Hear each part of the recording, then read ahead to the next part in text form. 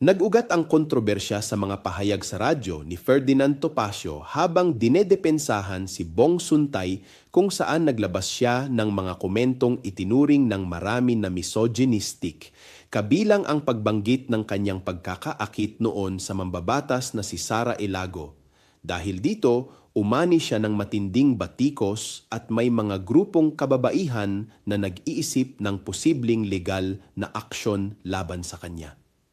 Sa halip na umatras, iginiit ni Topacio na wala siyang kinatatakutan sa anumang disbarment proceedings o reklamong legal.